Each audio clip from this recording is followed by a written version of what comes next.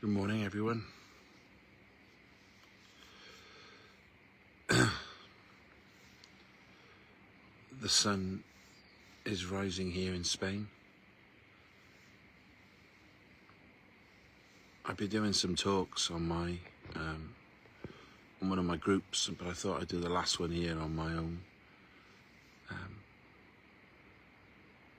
Facebook page.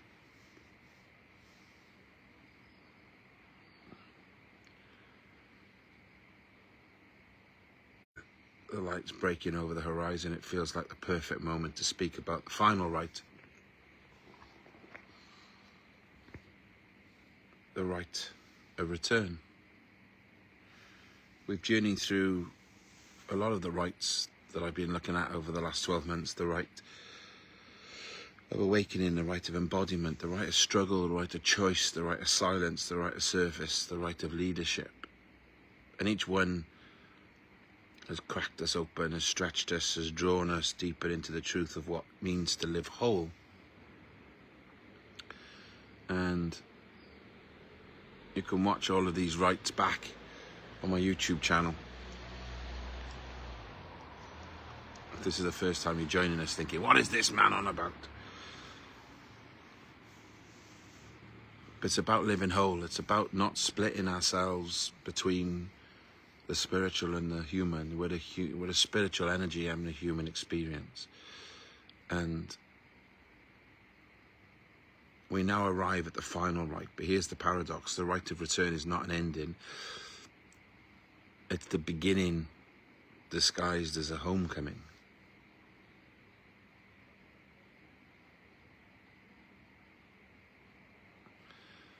Because I see things as a spiral, not as a line. Most of us are taught to think of life as a line. You start at one point, you travel, you achieve, you arrive. But the rites remind us life is not linear, it's spiral.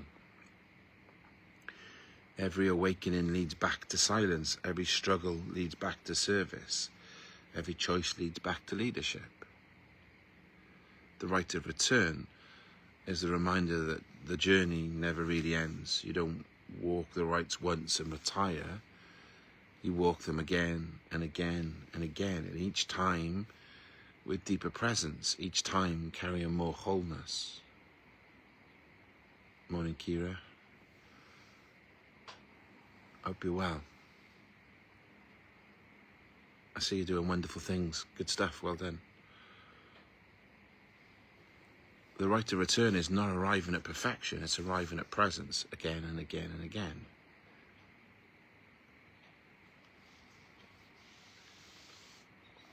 And the deepest meaning of the rite is simple. It's coming home.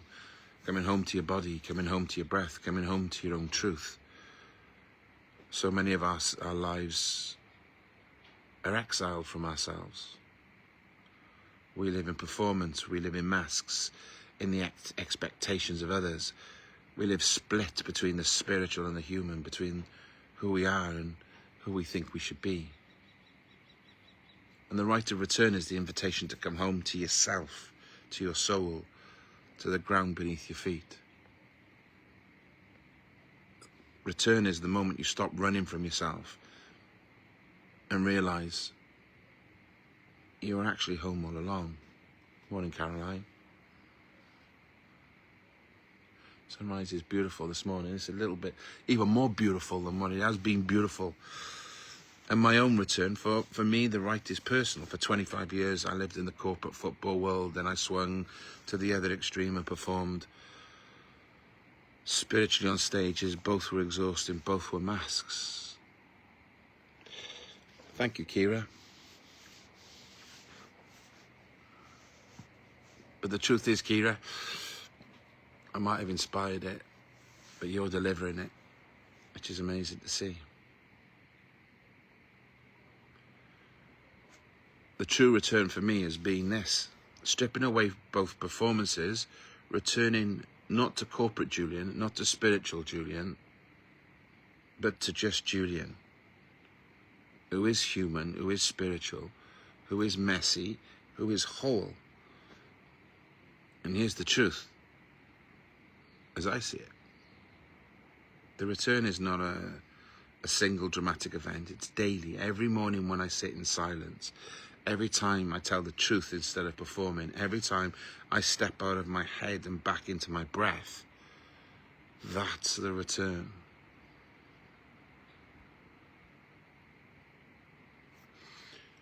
If you're watching this and in a replay or live, and having that dichotomy every morning whereby, which mask do I put on? Do I put on Julian the spiritual or Julian the corporate? Julian the dad or Julian the husband? Julian the brother, Julian the friend? Julian... It's draining. There's so many roles to play. What happens if I don't... What happens if I just rock up as me, as Julian?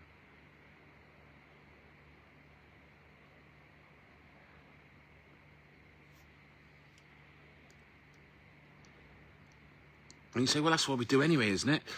Yeah, is it?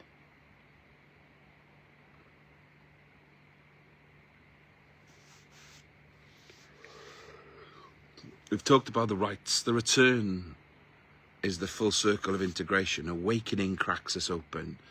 Embodiment lets us be whole in our skin. Struggle forces or forges your scars into medicine. Choice teaches you to live consciously. Silence gives your true voice back. Service lets your survival serve others. And leadership makes your integration visible. And then return gathers it all together. Return says, bring it home. Don't leave any part of yourself outside the door. Jenny Nielsen, how are you? Good morning to you.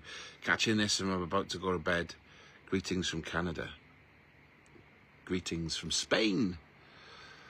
I suppose which part of Canada you're in will mean it's nearly 11 o'clock, or it's 5 or 8 hours, isn't it, really? So whatever time it is, rest well, Jenny.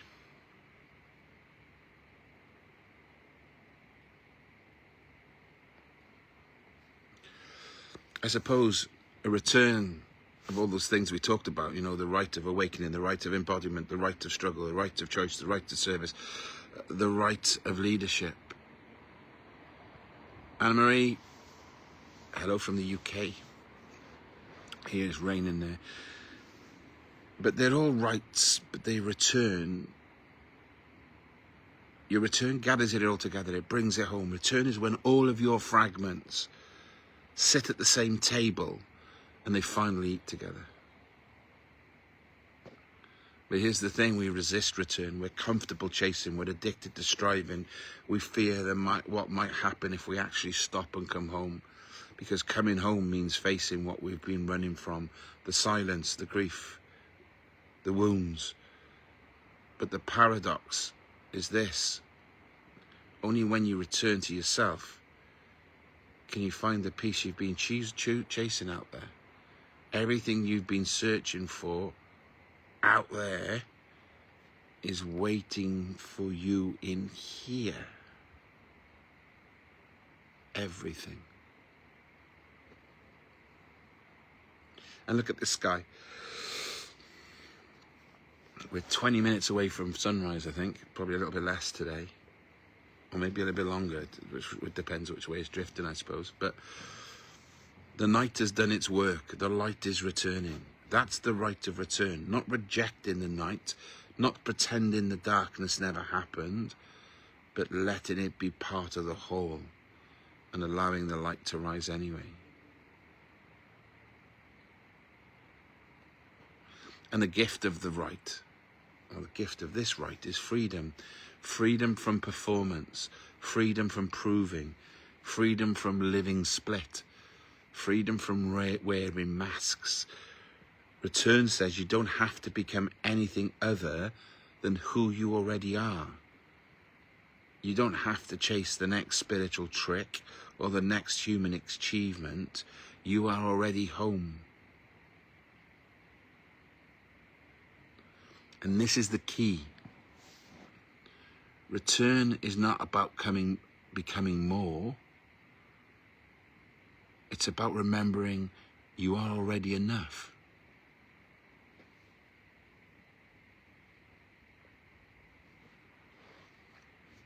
Let that sink in. Return is not about becoming more. It's about remembering you're already enough. So how do we live the rite of return daily? Well, we should do this anyway. We should pause several times a day, take 3 breaths, feel your feet. That's a return. Tell the truth.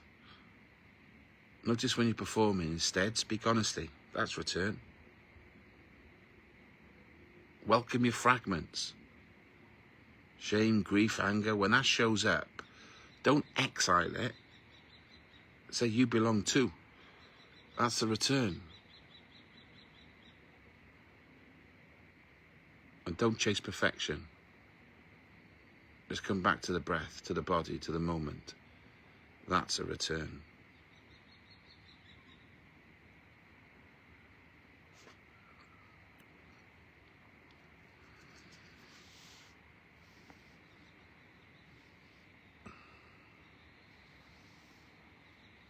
Everything you've been searching for out there is waiting for you in here. And I don't mean in here in Facebook, in my talk. I mean in here, inside of you.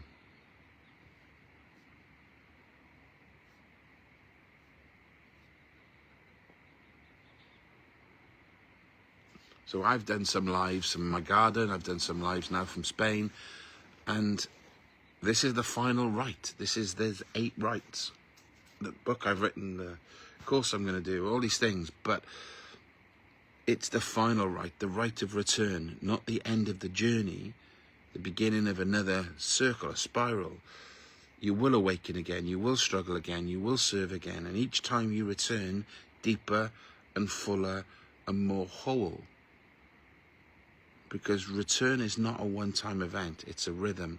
It's the heartbeat of the whole life. And if you just breathe in for a second and drop into yourself, as the sun rises here in Spain, and you breathe in again, and you drop into yourself, I'm going to say to you, welcome home.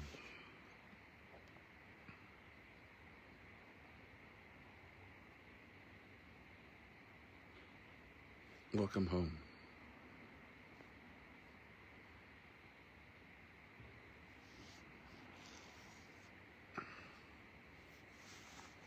And just take a moment just to take a deep breath in. Let's close our eyes. Let's just do a little, very short meditation. But close your eyes. Feel your feet on the ground.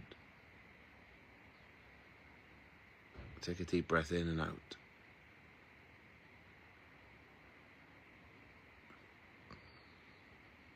Just in your mind's eye, imagine the horizon at dawn. See the darkness slowly giving away to light. Feel the warmth of the sun returning.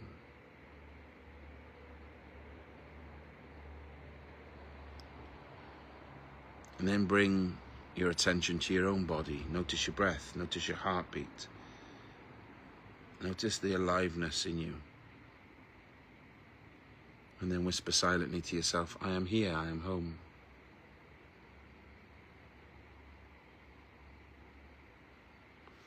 Now imagine all the parts of yourself you've exiled.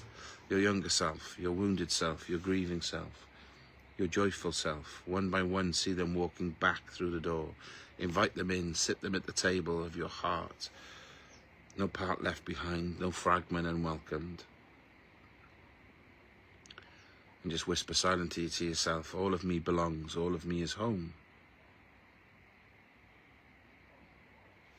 And then just feel the light of the sunrise filling your chest. Each inhale more light, each exhale more release. And just rest in that light for a few moments.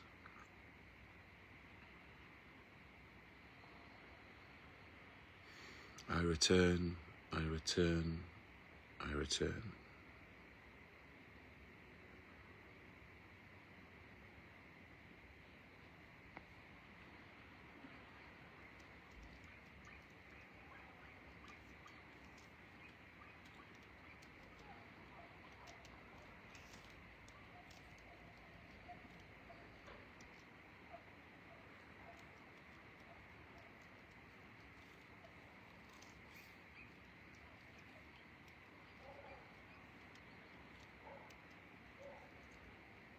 we hear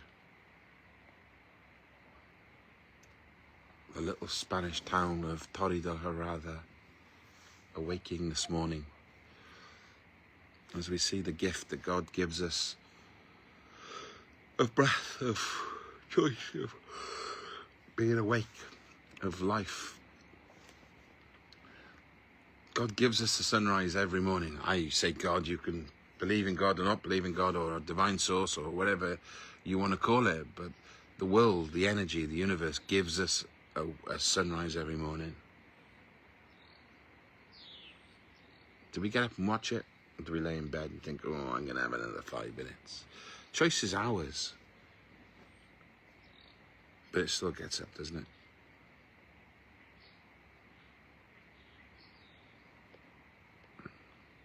What we know is, finally, each rite is a doorway, each rite is a threshold, and together they form a map, not of perfection, but of presence. The 8 sacred rites that I'm working together is awakening, embodiment, is struggle, is choice, is silence, is service, is leadership and return. And we know that in awakening is when our body and soul refuse to keep living the lie.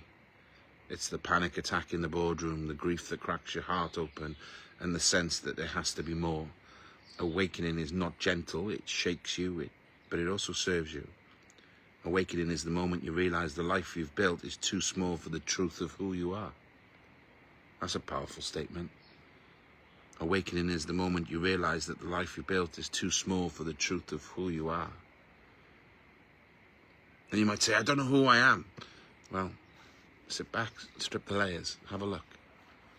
And then we have that embodiment. Once we start to awaken, the temptation is to float away into the clouds. Embodiment calls you back down into your body. It says, you can put your oracle cards next to your tax return. You can place your crystals on the same desk as your laptop. Don't live split, live whole. Embodiment is letting your human self and your spiritual self sit at the same table. And then we have the rite of struggle. This is where your wounds are forged into wisdom. What nearly breaks you becomes the very thing that makes you. It doesn't romanticize pain, but it honors it. Struggle is the place where your mess becomes your message. The rite of choice, it's the daily revolution. It's the moment between stimulus and response. Do I react on autopilot, or do I pause, breathe, and choose consciously? Your whole life is built from these micro choices. Choice is the freedom disguised as a breath between the stimulus and the response. Then we have the silence. Silence is where we meet the teacher we've been avoiding, ourselves. It's not comfortable, but it's finally where you hear the truth beneath the noise. And silence is not empty. It's full of wisdom that you've been running from. Then you have the rite of service. Service is when your survival becomes someone else's map. It's not about rescuing or fixing. It's about walking beside. It's about sharing your scars as medicine. Service is not given from perfection. It's given from your survival. All of the things that I talk about and help people with is from my survival. My service is the things that have happened to me in my life is it can help be the map for somebody else. You know, Kira kindly said that I inspired her to do the things that she's doing. My map has helped Kira find her map and write her map and walk her path.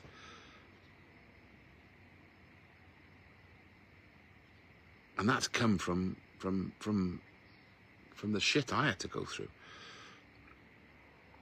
And then there's leadership. Leadership is service made visible, not from a pedestal. I haven't got all the answers, but I'm daring to live my questions out loud. I'm daring to let others see your wholeness. I'm telling you now, the world doesn't need leaders who stand above us. It needs leaders who walk beside us. And then finally, we return. But not to where we started. We return deeper, fuller, more whole. Return is when you stop running from yourself and realize you were home all along. Return is not the end of the spiral, it's the beginning of another turn. And together the rites are not a ladder, they're a spiral. You will awaken again, you will struggle again, you will return again, and each time you walk with more presence, with more integration, with more wholeness. The point is not to graduate. The point is to live them. The rites are not about becoming perfect, they're about coming whole. And we live in a world that thrives on us staying asleep. A world of distraction, a world of performance, a world of masks, a world of algorithms, a world of expectations. And my rites, when I woke up to it all, they're the rites that are a rebellion. They're my way of saying, I will not perform, I will not split myself, I will live awake. Awakening is no longer optional because the world needs your wholeness. So here, with the Spanish sunrise light in the sky, I'm going to leave this with you. The 8 rites are not theory, they're life. They are the thresholds you will walk again and again and again. And they're waiting for you not to be perfect, and certainly not for you to perfect them, but to live them. Awaken, embody, struggle, choose, listen, serve, lead, and return. That's the path, that's the spiral, and that's the way home. So whatever you're doing today, and thank you for joining me this morning, or if you're watching this on a replay on the live, I appreciate you. And I may not have met you. You may have only seen this face and heard this voice. But thank you. But remember, you are enough. You are amazing. And we're all going to have our moments. But as long as we return home, we'll be all right. God bless you all. I will do some more lives over here in Spain because I enjoy getting up in the morning with purpose, with clarity, and more importantly, with a sunrise like this. Thank you, Caroline, and you have a super, super day as well. So whatever you're doing, just remember, maybe today we slightly remove another mask and we enter the day as Julian, as whoever you are, knowing that you are enough. Have a wonderful day yourself, Kira. Take care. God bless. See you soon. Be love and give love. Bye-bye.